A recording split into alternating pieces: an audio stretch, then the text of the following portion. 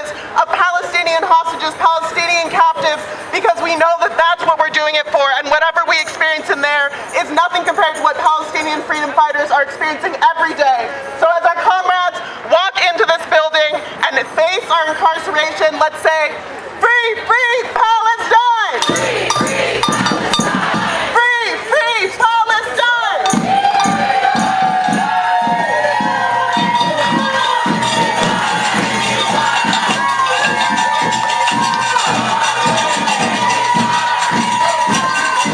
Our next group of folks are ready to go in. They are not surrendering. We do not give up the fight.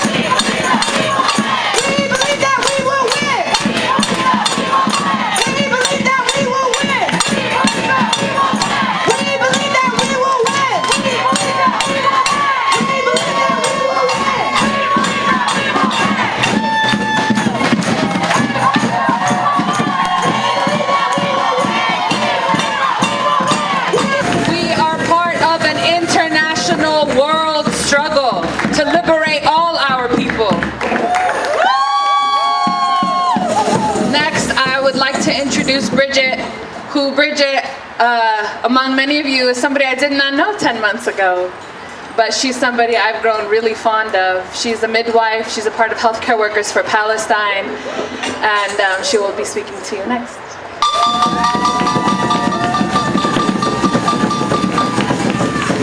Good morning.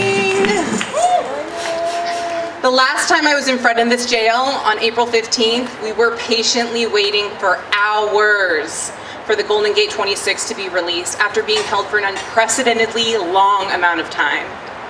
On this day, people of conscience stood up because our government is funding and co-signing this genocide, because of the unfettered, brutal, and violent attacks of the Israeli occupation forces on Palestinian people. Because with every moment that passed, they knew there would be even more destruction and death in Gaza. Because it was the right thing to do.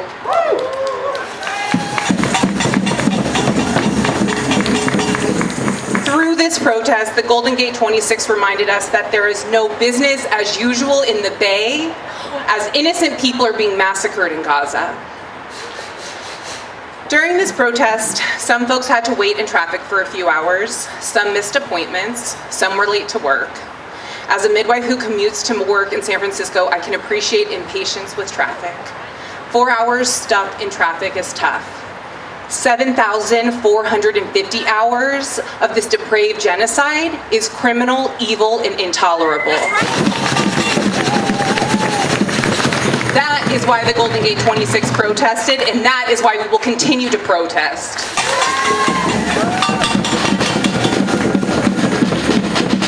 A week after I was in front of this jail, I was on a plane and on my way to Gaza to provide maternity care. And what I saw there was clear.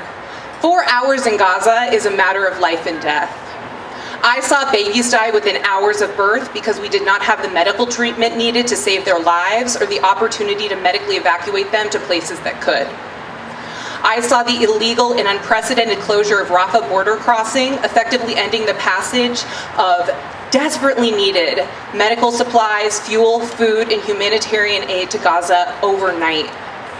I saw fuel shortages as they got so low that hospital administrators said we only had hours before all the NICU incubators and dialysis machines would shut off, killing the newborn babies inside of them and severely compromising the health and lives of patients in kidney failure. I saw a healthcare system that had completely collapsed into a beyond catastrophic state. I saw doctors who had to walk to work for hours from their tents a day just to help their patients in the hospital. I saw children standing in line for hours to get water, men waiting in line for hours to get bread, women walking for hours in labor to get to the hospital to have their babies. I saw parents with children severely wounded from Israeli attacks who waited for hours until it was safe enough to leave their homes to seek emergency care. I had friends and colleagues trapped in their homes in Rafah for hours through shellings and ground invasion, unsure if they would make it through the night. 4 hours in Gaza is how long a new mother will stay in a hospital after giving birth. only to walk home to a tent with no running water, no sewage system, and no supplies for herself or her new baby. 4 hours in Gaza is a lifetime for a new mother who has to find clean water and formula for her baby because she is too dehydrated and malnourished to breastfeed. 4 hours in Gaza is the difference between being a healthy person and contracting hepatitis A, which is now epidemic.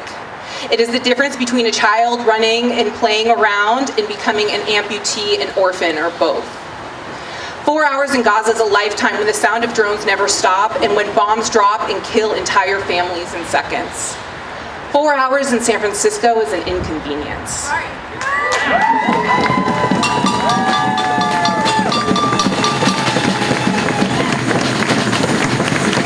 American convenience, our convenience, is not more important than Palestinian lives.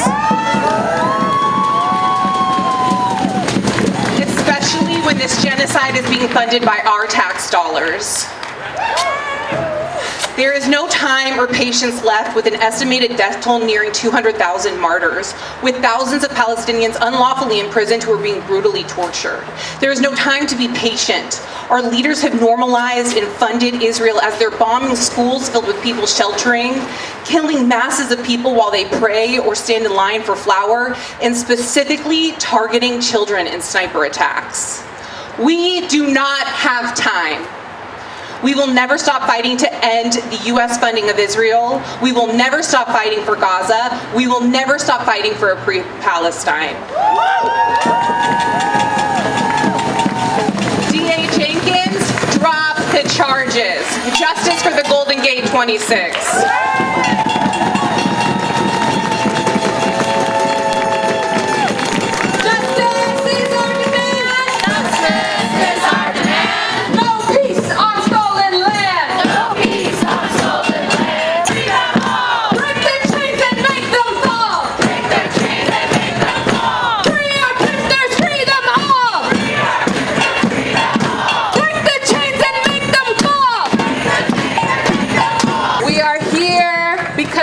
Committed to the movement.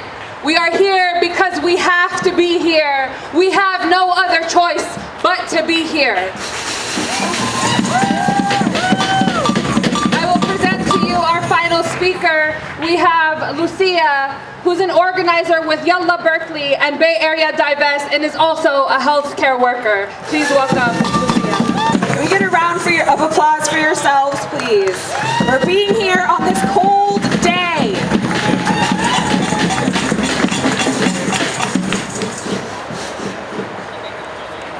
As Mesa said, my name is Lucia. I'm a healthcare worker. I work as a doula. When I first started training as a doula, I did it for free. I served the BIPOC community right here in San Francisco because I believe that everyone deserves access to competent care and to support in the most vulnerable time of their life. Later, when I started making $20 an hour for a grassroots organization, I had to write down exactly how I spent every single minute of every hour so that we could get our grant money. Brooke Jenkins once also served her community for free as a volunteer for a campaign run by an organization called Neighbors for a Better San Francisco.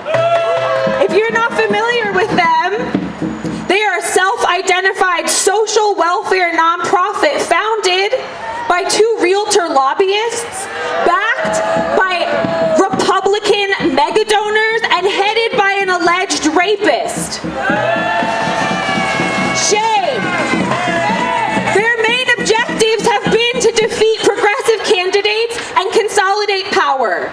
In November, remember that they'll be supporting Prop E, which allows for looser rules around police chases, surveillance, and oversight of police use of force, which is in line with what our mayor, London Breed, wants. Boo! Now you might be asking, what was the cause that moved Brooke Jenkins to work for free? It was the recall for her now predecessor, Anti-Boudin. Shame. Neighbors contributed over $4.7 million to this recall. $153,000 of that was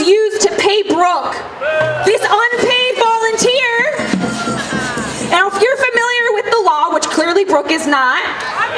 That's a violation of ethics and the law. Now, when the complaint came to light, regulators were urged to compel Jenkins and Neighbors for a Better San Francisco to provide the records, including the timesheets that people like me have to fill out in our working class jobs to confirm whether she had actually performed $153 worth of labor. She did not provide that. In a surprise to absolutely no one, as soon as she was appointed, all the efforts by Anti-Boudin at criminal justice reform were reversed. She has dismissed every charge against cops that Chesa had instated. She's decreased the rate of diversions, and she has induced the mass exodus of dozens of staffers from her office. Shame. And yet I want to tell you something that Brooke once said, which is, violence and repeat offenders will no longer be allowed to victimize our city without consequence. So I want to talk to you all about violence. Violence is $13.5 million from California's working class taxes, because the rich don't pay, being stolen from us to rape, dismember, bomb, and displace my people in Palestine. Shame!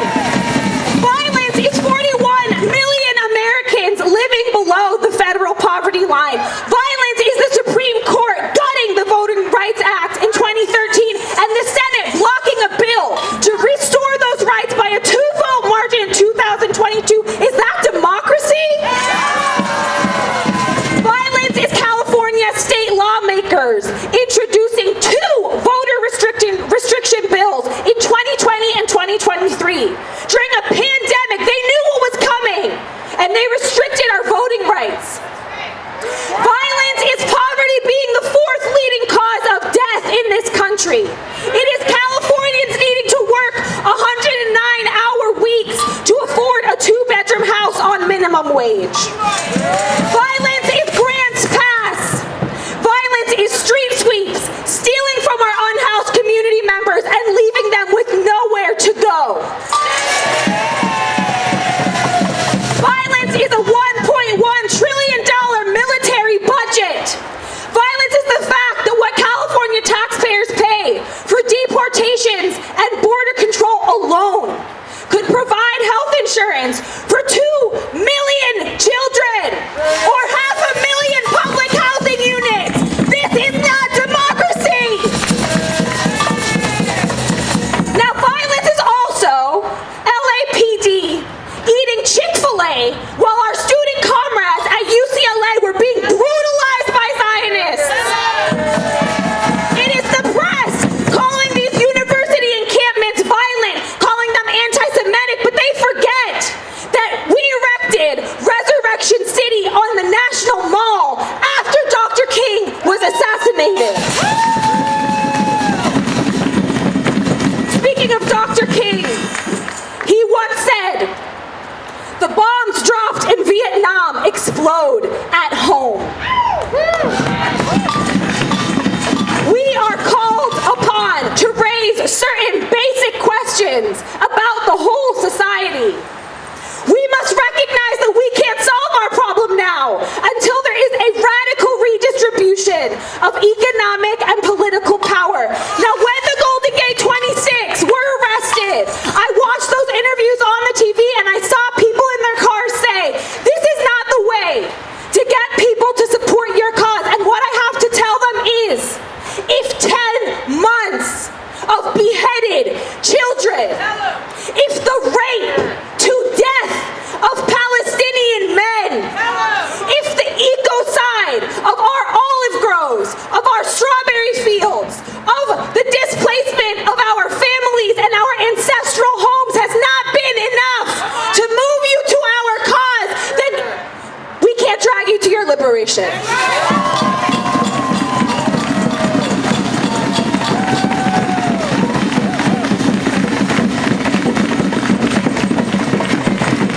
We are all here because we stand with our comrades, not because they were doing it to change minds, but because they were here to disrupt the means of production by any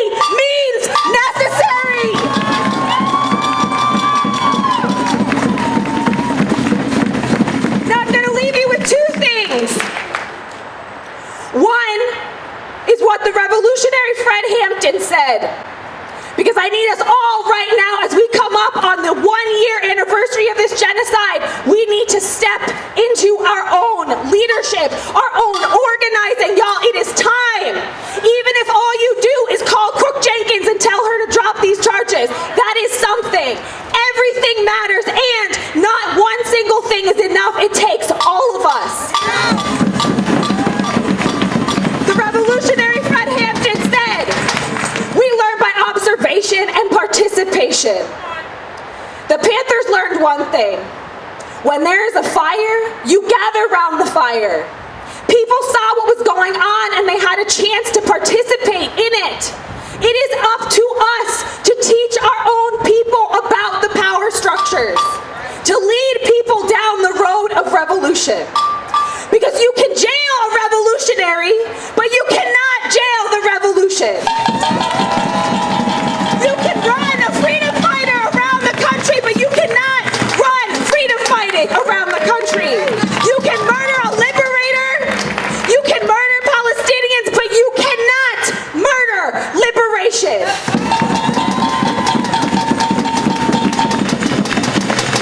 I would be remiss without asking you all to please sign on to the petition to get our electeds to divest our money that they are stealing from us.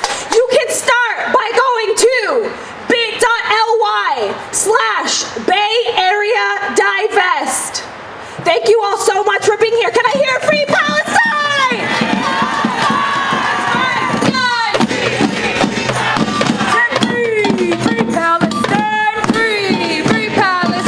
Hi, my name is Wasim Haj. I'm with the Arab Resource and Organizing Center. So today, the Golden Gate 26 activists who are being unjustly prosecuted by San Francisco DA Brooke Jenkins are surrendering themselves to arrest warrants here at 425 7th Street in San Francisco, Sheriff's Department.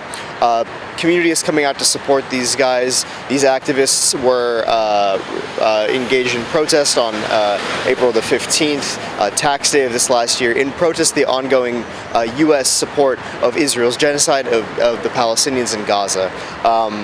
And so the community's out here to support them, to demand that the DA drop the charges against peaceful protesters exercising their First Amendment rights, and who are committed to dissent against this government's policy of genocidal support for Israel. And you think Brooke Jenkins, that's one of her purposes, is to keep people quiet, to silence people about the genocide?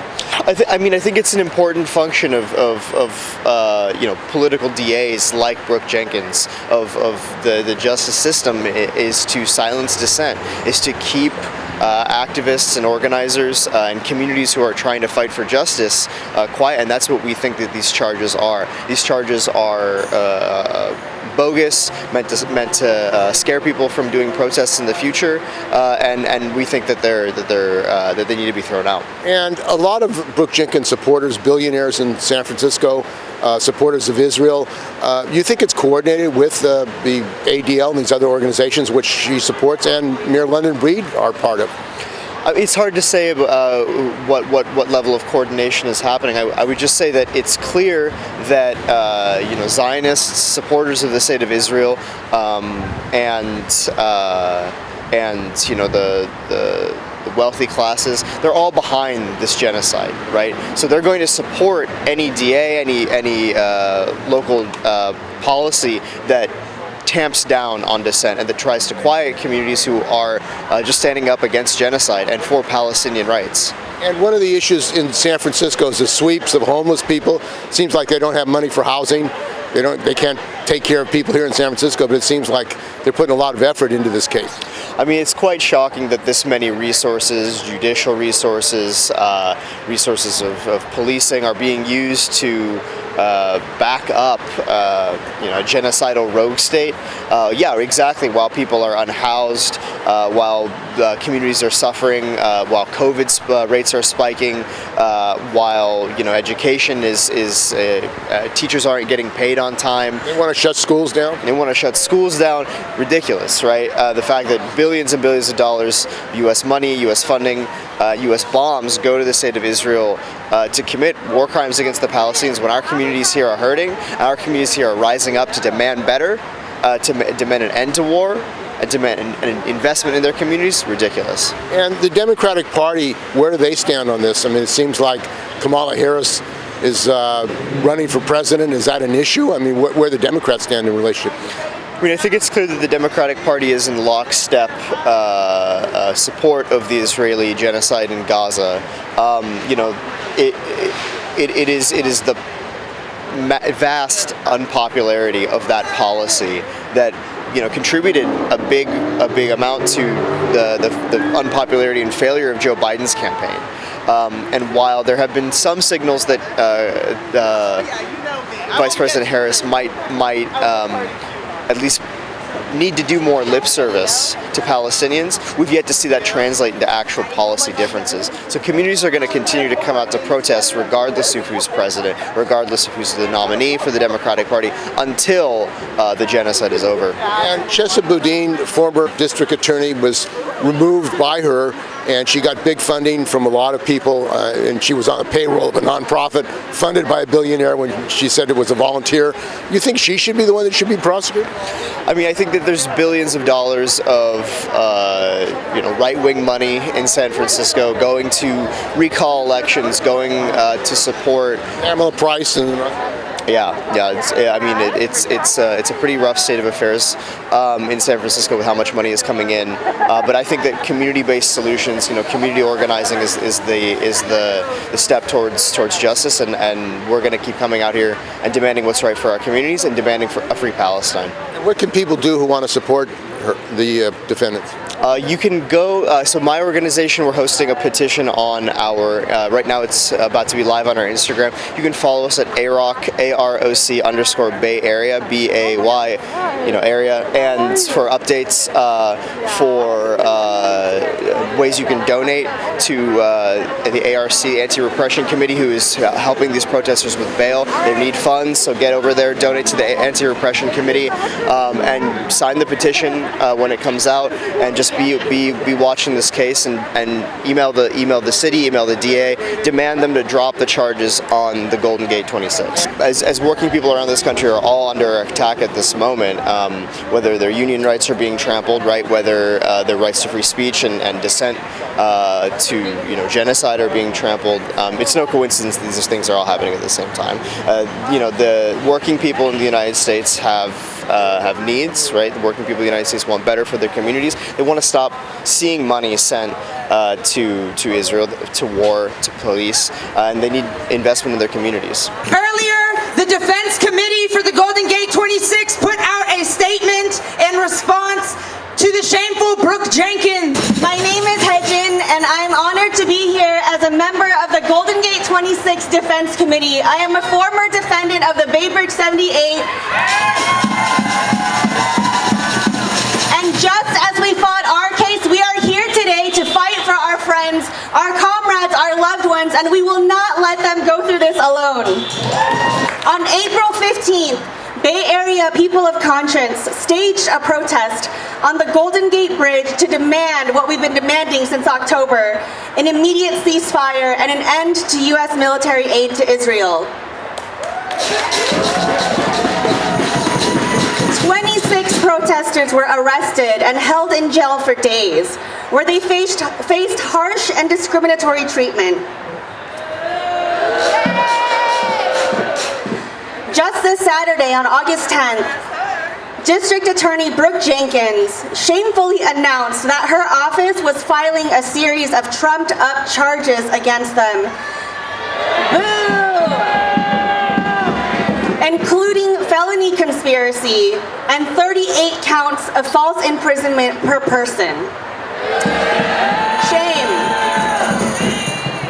Warrants have been issued for their rearrests, which is why we are here today.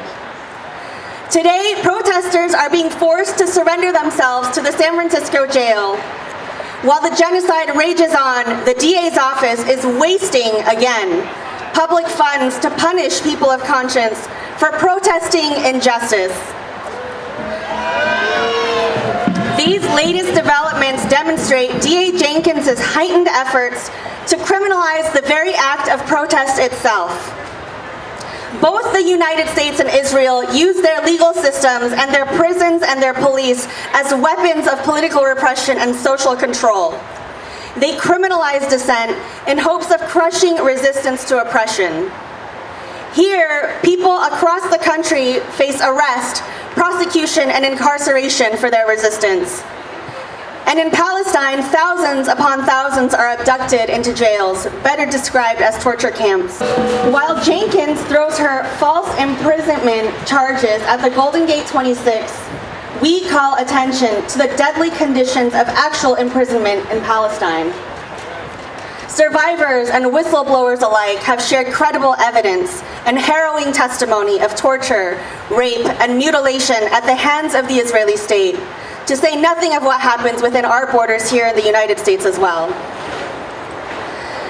As our beloved Golden Gate 26 prepare for the lengthy legal battle ahead of them, it is imperative for all of us to remember the grave conditions that precipitated their protest to begin with: genocide.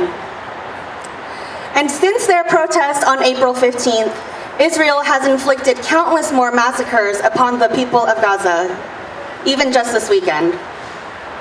Israel continues to bombard displaced Palestinians sheltering in tents, in schools, in hospitals, with the world's most advanced weaponry, including US-made bunker buster bombs that weigh over 2,000 pounds each.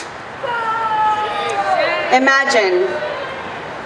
Enforced starvation and disease, deliberately engineered by Israel and the US, are ravaging a population that has been endlessly besieged for the last 10 months and for many, many decades before that. As of July, reports by The Lancet estimate that the genocide has killed upwards of 186,000 Palestinians. And this grim, devastating number represents nearly 10% of the entire population in Gaza that has been brutally exterminated.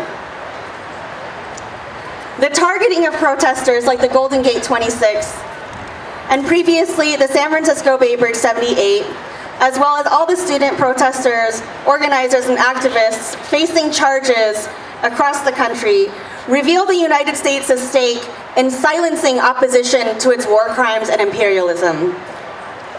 Framing protests like the one on April 15th as a conspiracy is a transparent attempt to criminalize solidarity organizing itself. And we will not allow the Golden Gate 26 to be isolated, intimidated, or pushed out of the broader struggle for a liberated Palestine.